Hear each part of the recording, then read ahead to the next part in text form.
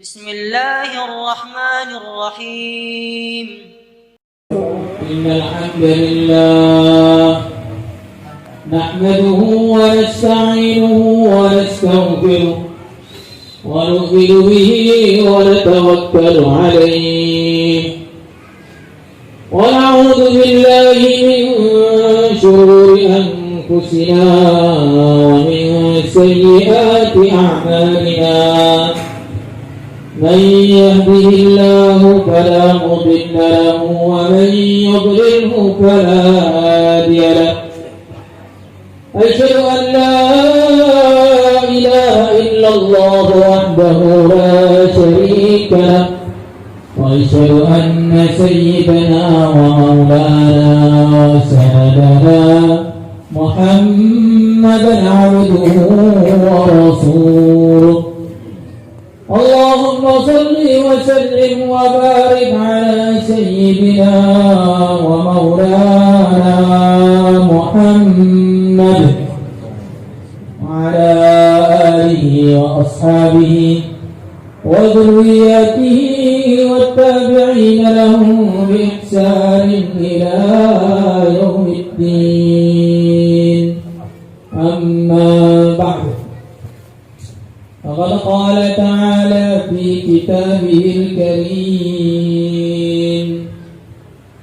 ولتكملوا العدة ولتكبروا الله على ما هداكم ولعلكم تشكرون. وقال تعالى: قل بفضل الله وبرحمته فبذلك فليفرحوا هو خير مما يجمعون. Hadirin hadirat yang dimuliakan oleh Allah Subhanahu wa taala. Allah Subhanahu wa taala telah menjadikan bagi umat Islam hari untuk berbahagia, yang mana sebelum datangnya Islam, orang-orang jahiliyah, dalam satu hadis disebutkan, mereka memiliki dua hari yang mereka khususkan untuk bersenang-senang, untuk bermain-main, untuk bersenda-gurau. Maka Allah Subhanahu wa taala telah mengganti dua hari yang untuk main-main itu diganti dengan hari Idul Fitr dan hari Idul Adha. Ini sebagai hadiah dari Allah Subhanahu wa taala kepada orang-orang beriman, dikasih waktu untuk bergembira, yang bergembiranya tidak mendatangkan dosa, justru kegembiraannya mendatangkan pahala dan ridha Allah Subhanahu wa taala.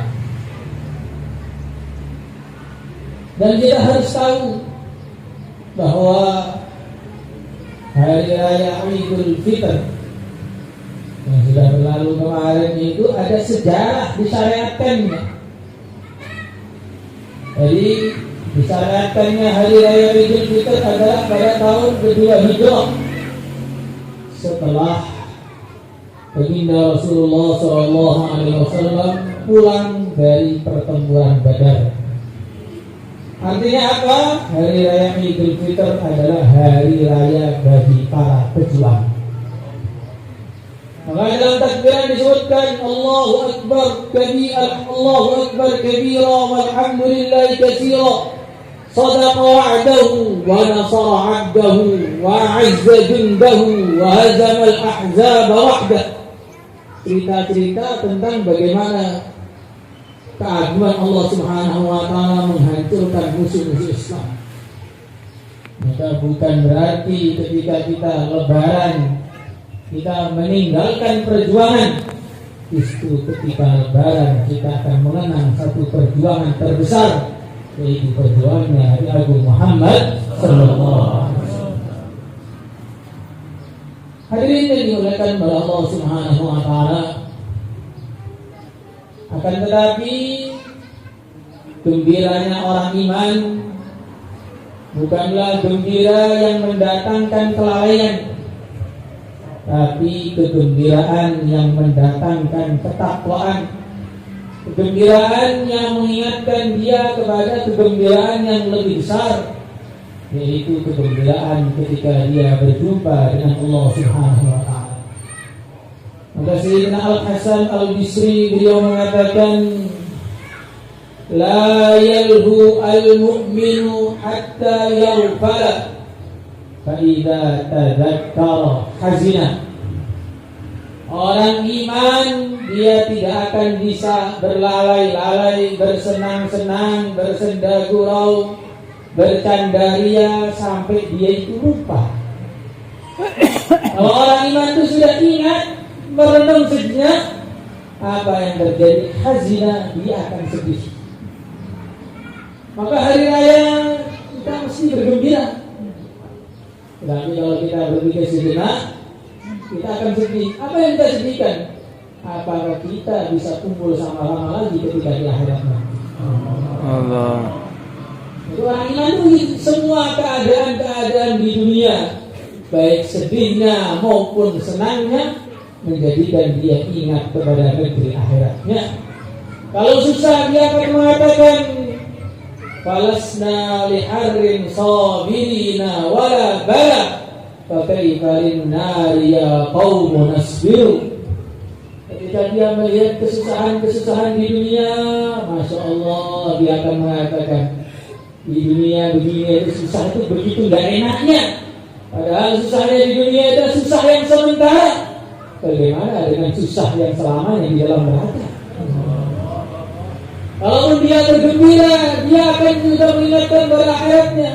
Bergembira di dunia yang kecil saja dan kegembiraannya hanya sebentar. Darun mata ma'al hakat abtad ghadan bi'san laha min dari. Gembiraan di dunia gembiraannya sebentar. Pagi gembira, sore akan berduka cita. Paginya begitu senang, sorenya mendapatkan kesedihan yang mendalam. Itulah dunia. Kalau di dunia kita senang saja alangkah gembiranya, bagaimana kalau kita senang selamanya di surga, tidak bisa dibayangkan. Maka hadirin yang dimuliakan oleh Allah Subhanahu wa taala, Idul Fitr, Id kembali al-fitr kepada fitrah, kembali kepada fitrah yang baik, kembali kepada fitrah yang benar. Apa itu fitrah yang benar? Fitrah yang benar adalah agama Islam.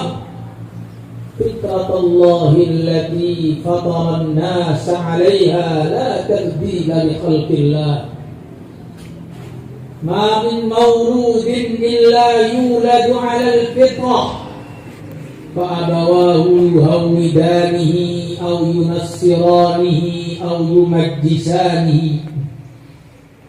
Semua bayi yang lahir, mereka akan lahir dalam keadaan fitrah Islam.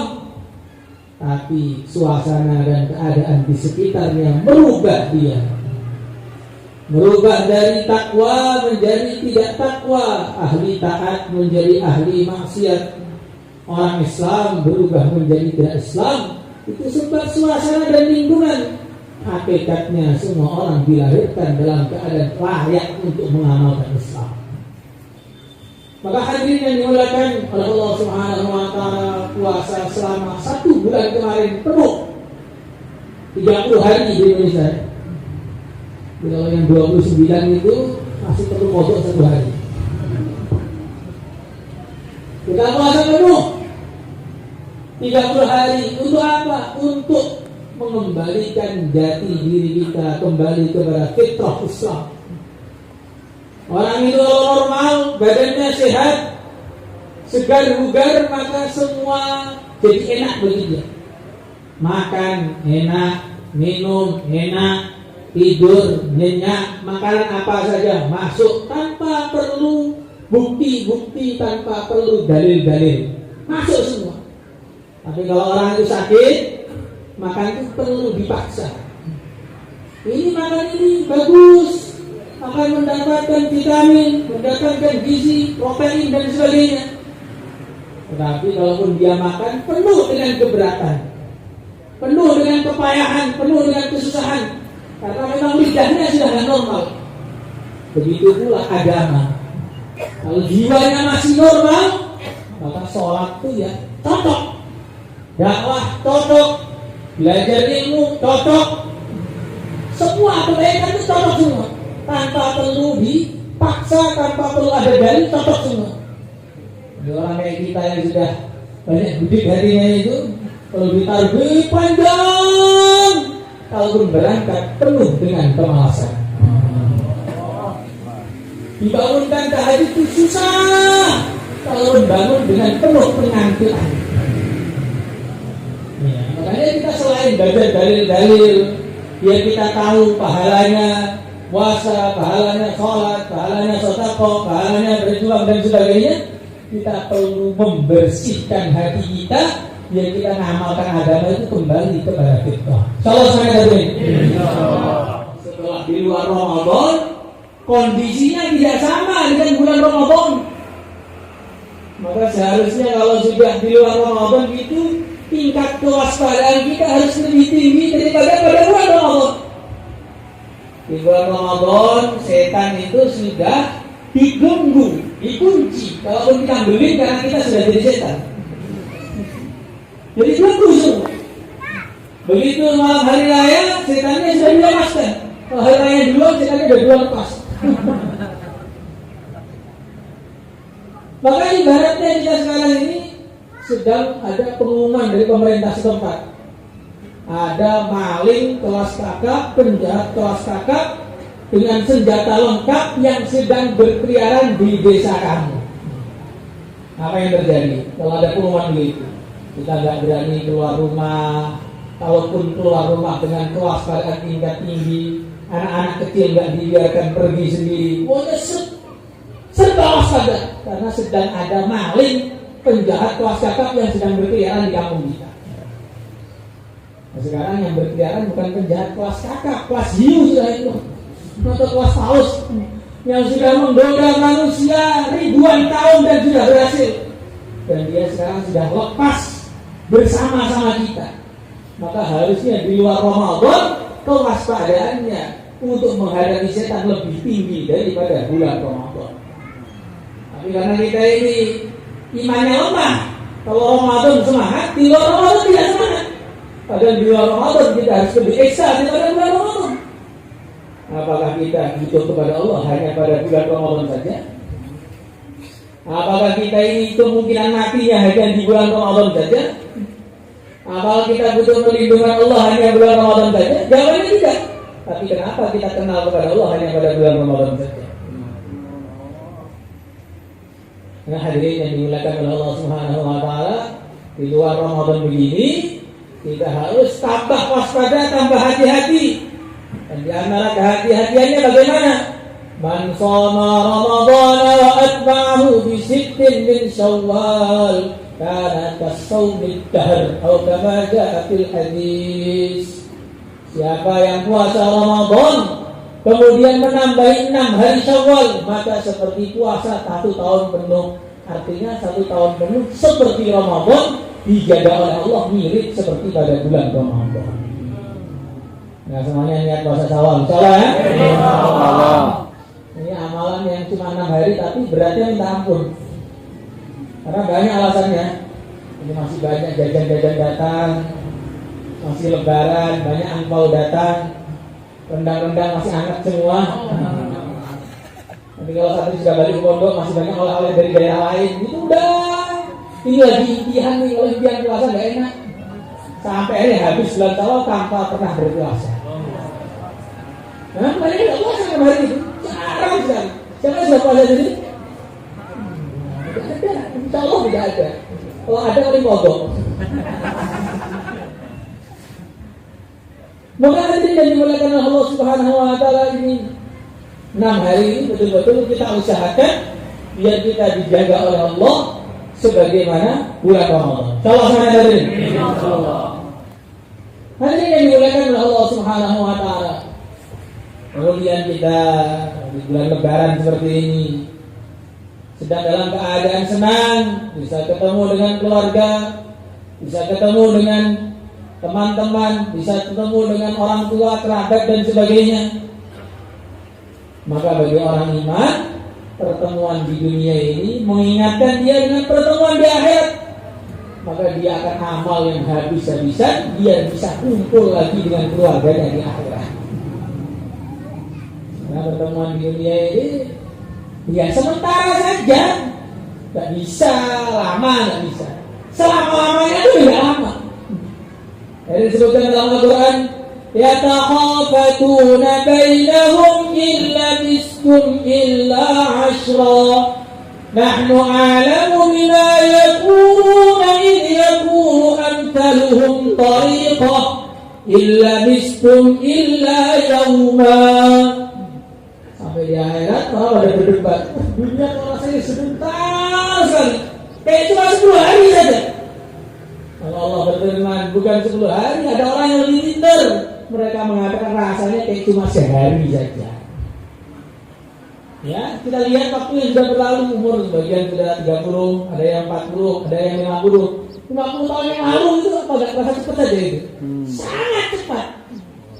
Pas kita rasakan ya memang kayak lambat. Ramadan itu kalau dirasakan, Masya Allah, kapan akhirnya? Sekian hari kira-kira begitu terus, kapan akhirnya? Kayaknya lama gitu. Tapi begitu sudah berlalu, ternyata 30 hari tidak terasa sama sekali. Saking tidak terasanya, tidak ada peningkatan iman sama sekali. Astagfirullah. Berlalu begitu saja. Maka selama-lamanya di dunia itu tidak lama. Lamanya saja tidak lama, apalagi sebentarnya. Maka orang iman setiap ada pertemuan di dunia, dia selalu mengharapkan pertemuan dengan orang yang dicintai ketika di akhirat.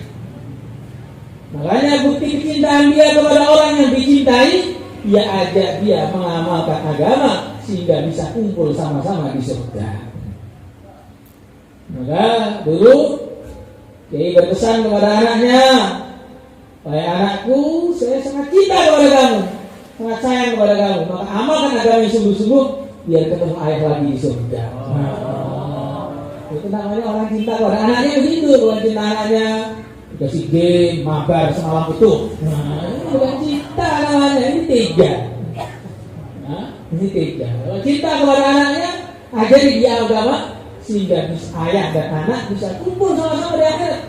Walladzina amanu wattaba'athum dzurriyyatuhum biiman alhaqna bihim dzurriyyatahum wama alatnahum min 'amalihim min syai' kullu imri'in bima kasaba rahin. Orang itu iman, keluarganya iman juga, maka akan disusulkan derajatnya dengan orang yang tersoleh di keluarga itu. Jadi kalau kita itu cinta kepada seseorang, ajak dia apa? Biar cintanya langgeng sampai di akhirat sana. Jadi kalau cinta kemudian tidak amalkan agama, bagaimana? Al-ahillau yawma idin ba'duhum liba'din adu illal muttaqin. Saling tuntut menuntut. Suami menuntut istrinya gara-gara nyari apakah kamu saya nggak bisa ke masjid. Istri menuntut suaminya gara-gara kamu saya nggak tutup aurat. Anak menuntut ayahnya gara-gara kamu saya disuruh pulang mondok nggak selesai. Ayah menuntut anaknya kamu disuruh mondok nggak mau berangkat. Tuntut-tuntutan semuanya. Ketika tidak ada ketakwaan maka terjadi tuntut-tuntutan. Tapi kalau ada ketakwaan dan keimanan, yang ada adalah bantuan ketika di akhirat.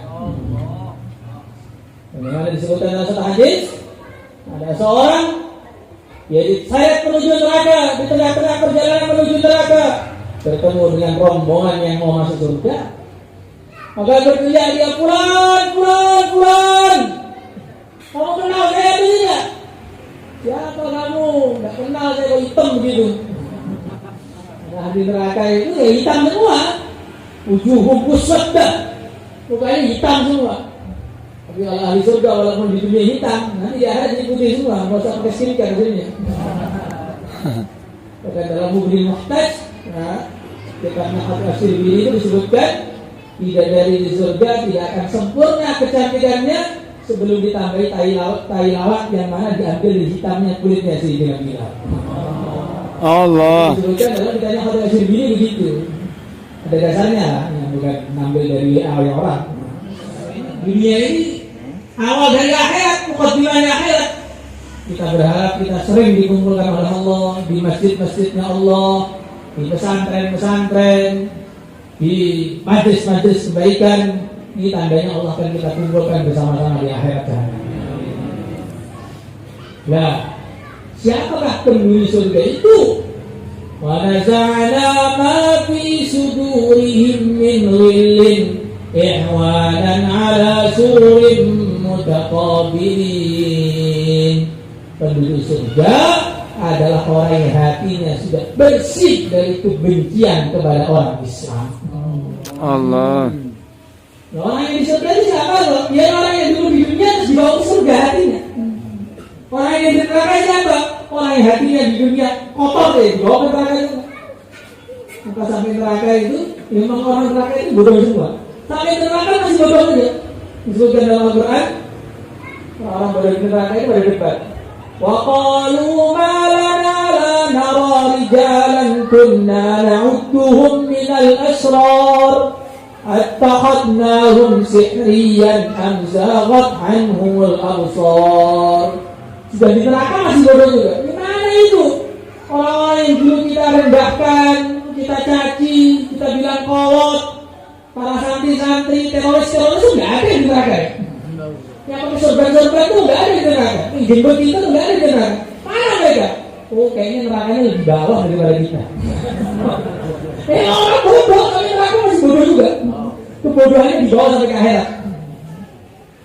Namanya hatinya tertutup, dan di akhirat masih tertutup terus. Sudah di neraka itu masih nggak paham-paham juga.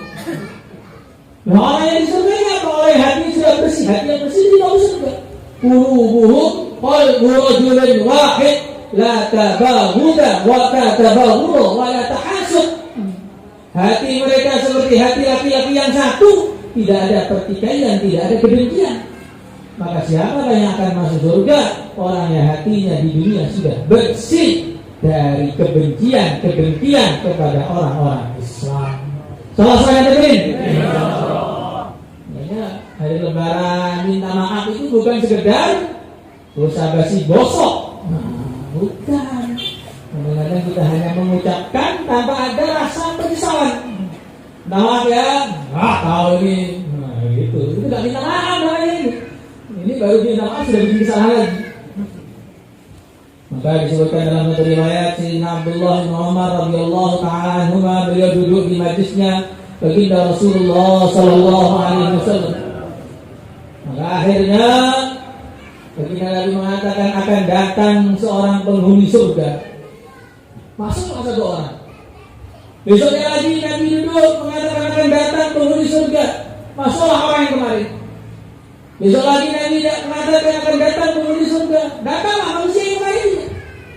Gak ada diterhira. Apa amalannya orang ini? Sayyidina Abdullah bin Umar, Abdullah bin Amr, beliau datang ke rumah orang itu dengan alasan saya ini sedang tengkar dengan ayah saya. Gak mau tinggal di rumah, saya ingin tinggal di rumah kamu. Oh iya boleh. Makanya dia di rumah bangun awal intip. Amalannya biasa saja. Tahajud juga. Karena sahabat itu gak ada yang gak tahajud. Jangan dibayangkan kayak kita yang gak tahajud. Tahajudnya Ramadan saja. Nah di surga itu sifatnya apa? Kanu qalilan minal laili ma yahja'un. Nah itu perkara mahal betul. Sangat mahal. Sangat mahal. Maka disebutkan dalam hadis syaraful mu'min qiyamul lail. Kemuliaan orang iman adalah dengan bangun malam. Dalam hadis saya disebutkan salat di Masjid Nabawi lebih baik 1000 kali daripada salat di tempat lain. Salat di Masjidil Haram lebih baik 100.000 kali daripada di masjid lain. Salat di medan perang 1 juta kali lebih baik daripada di tempat lain. Tapi salat di malam hari lebih mahal daripada semua itu. Kadang-kadang kita tahajud itu seperti rutinitas itu saja. Tahajud, bangun, Allah Assalamualaikum. Nah, sama tahajud kan biasa kan ada. nggak mau spesial amat. Selama 3 hari dunia itu tidak ada sesuatu yang spesial. Sayyidina Abdullah bin Umar atau bin Amr ini, beliau penasaran. Hai fulan, sebenarnya amalan kamu itu apa sih? Kok bisa kamu jadi ahli surga itu amalan kamu apa? Enggak, amalan saya biasa saja.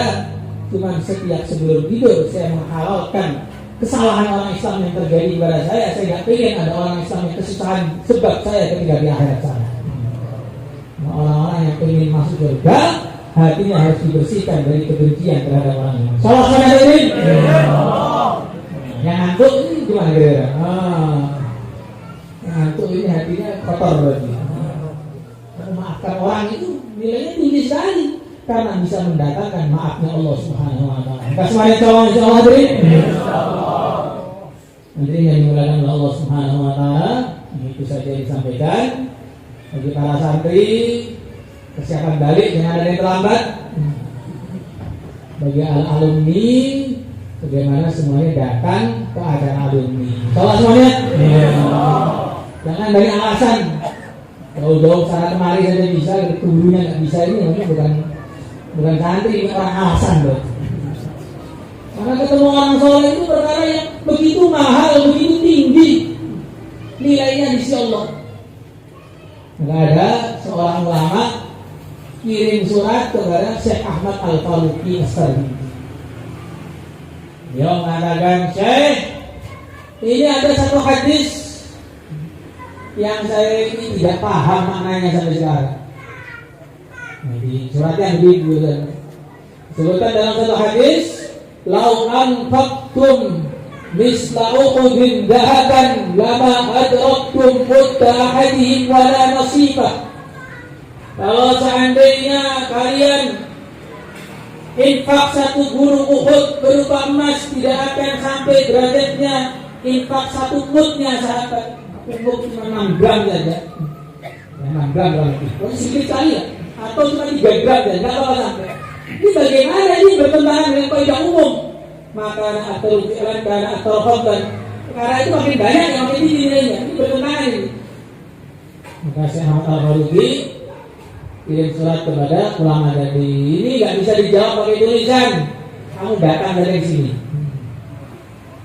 Nah, akhirnya datanglah ulama tadi ke rumahnya Syekh Ahmad Al-Faluqi. Begitu sampai salaman langsung, ya saya sudah paham. Loh, kok sudah paham bagaimana? Saya belum ngomong apa-apa, ya saya sudah paham. Saya baru ketemu engkau orang yang zaman akhir sudah 1000 tahun setelah Nabi, jadi iman saya sudah meningkat begini. Bagaimana dengan sahabat ketemu Nabi, imannya kayak apa? Allah. Nah, begitu. Maka kumpul orang soleh ini nilainya luar biasa, gak sama. Kumpul dengan orang soleh dengan kumpul lewat video call juga gak sama. Kalau seandainya video call bisa, foto itu bisa, wah ini tentu fotonya Nabi yang paling layak untuk kita lihat. Maka perjumpaan dengan orang soleh itu penting, biar menjadikan kita ini terjaga imannya, terjaga amalannya. Salah sana tadi? Tidak ada seorang ulama ketika berhaji, beliau ini tidak amalan seperti amalannya orang lain. Yang lain pada sholat, yang lain pada zikir, baca Quran, tawaf dan sebagainya. Beliau ini malah ngeliatin orang. Maka santrinya yang gak pahaman itu tanya. Nanti kalau kebanyakan tanya itu berarti kurang paham, atau gak tanya sama sekali itu gak paham sama sekali. Ditanya itu yang normal gitu. Ada tanya itu gak banyak-banyak.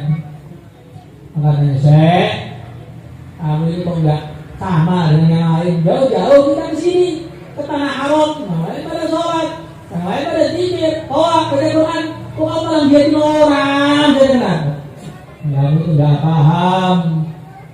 Di antara hamba-hamba Allah ada orang yang kalau kamu lihat dia, kamu gak akan celaka lagi itu selama-lamanya.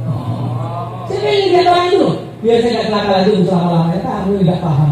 Kamu cuma baca Quran itu bisa dilakukan di tempat lain. Kalau nanti gak baca ya, bisa dilakukan di tempat lain. Jadi artinya itulah guna perjumpaan dengan orang-orang soleh itu. Tahu semuanya? Jumpa orang soleh yang masih hidup, ziarah ke kuburannya orang soleh itu akan mendatangkan keajaiban. Syekh, Abul Hasan Al-Qarqami, dia ziarah ke kuburnya Syekh Abu Yazid Al-Bustami selama 21 tahun. Akhirnya apa? Setelah tahun ke-21 tiba-tiba Allah masukkan ilmunya Syekh Abu Yazid Al-Bustami kepada dia.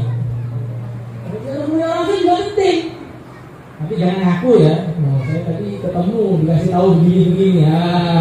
Nanti gila nanti kalau begitu itu. Ini masih ada faedahnya.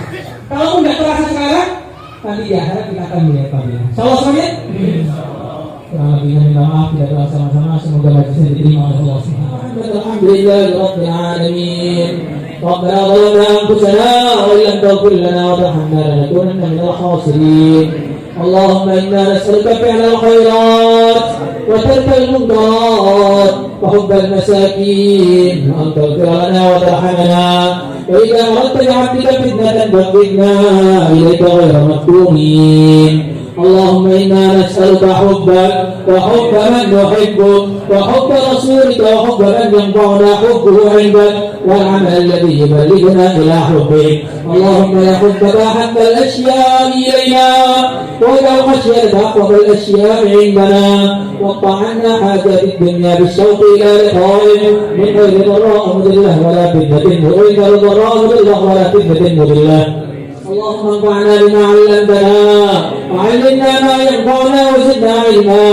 الحمد لله على كل حال ونعوذ بالله من حال أهل النار. اللهم استعملنا واستعمل آباءنا وأمهاتنا إخواننا وأخواتنا أهل بيتنا أولادنا ذرياتنا تلامذة تلميذاتنا أصحابنا بحكمة دينك.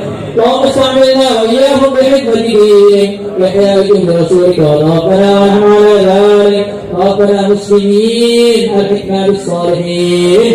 توفنا مسلمين الحكمة بالصالحين. توفنا مسلمين الحكمة بالصالحين. توفنا وأنت راض عنا خير غضبان.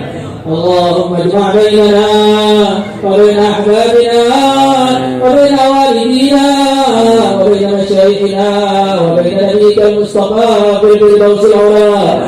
اللهم اجعلنا كلنا مباركا أينما كنا مباركا أينما كنا موفقا إلى الخيرات أينما كنا محفوظا من جميع البلايا والشر والمعاصي أينما كنا محببا أينما كنا مقبولا عندك وعند خلقك أينما كنا هاديا ومهديا أينما كنا صالحا ومصلحا أينما كنا. برحمتك على ولي مجرد فضلك العظيم ثم على رسولك الكريم إنك أنت الله الرحيم. اللهم هب لنا بركات آل إبراهيم وإبراهيم عليه السلام وهب لنا بركات آل داود عليه السلام وهب لنا بركات آل عمران وهب لنا بركات آل محمد ومحمد صلى الله عليه وسلم وهب لنا الله ببركات مشايخنا الكرام والأولياء العظام وهب لنا بركات مشايخنا الكرام والأولياء العظام. وهب لنا يا الله من بركات الأولياء من بركات المشايخ من بركات العلماء من بركات الأنبياء من بركات الصحابة من بركات النبيين من بركات المرسلين من بركات سيد الأنبياء والمرسلين في أمورنا وأحوالنا وشؤوننا وحياتنا وفيما بعد موتنا. اللهم أبلغ علينا يا الله من بركاتك الخاصة المختصة بعبادك الصالحين المختصة بعبادك المقربين المختصة بعبادك المؤمنين المختصة بعبادك المقبولين المختصة بعبادك المتقين. اللهم أبلغ علينا من بركاتك الخاصة والعامة. اللهم أبلغ علينا يا الله ببركاتك ورحمتك وهدايتك وتأييدك ونصر من عندك يا رب العالمين. اللهم اجعلنا كلنا نذكرك ولا ننساك أبدا نذكرك ولا ننساك أبدا نطيعك ولا نعصيك أبدا نتقرب إليك أبدا أبدا. اللهم بحق الحسن وأخيه وجده وأبيه وأمه وبنيه نسألك أن تنور قلوبنا بنور معرفتك. نسألك أن تنور قلوبنا بنور محبتك. ونسألك أن تنور قلوبنا بنور خشيتك إنك على كل شيء قدير وبالإجابة جدير. اللهم طهر قلوبنا من النفاق، طهر قلوبنا من النفاق، طهر قلوبنا من النفاق، وأعمالنا من الرياء، وألسنتنا من الكذب، وأعيننا من الخيانة، إنك تعلم خائنة الأعين وما تخفي الصدور. اللهم هذا الدعاء ومنك الإجابة، اللهم هذا الدعاء ومنك الإجابة، هذا الجهد عليك التكران، ولا حول ولا قوة إلا بالله العلي العظيم. ربنا آتنا في الدنيا حسنة وفي الآخرة حسنة وقنا عذاب النار، أدخلنا الجنة مع الأبرار يا عزيز يا غفار يا رب العالمين. سبحان ربك رب العزة عما يصفون وسلام على المرسلين والحمد لله رب العالمين. سر الباب.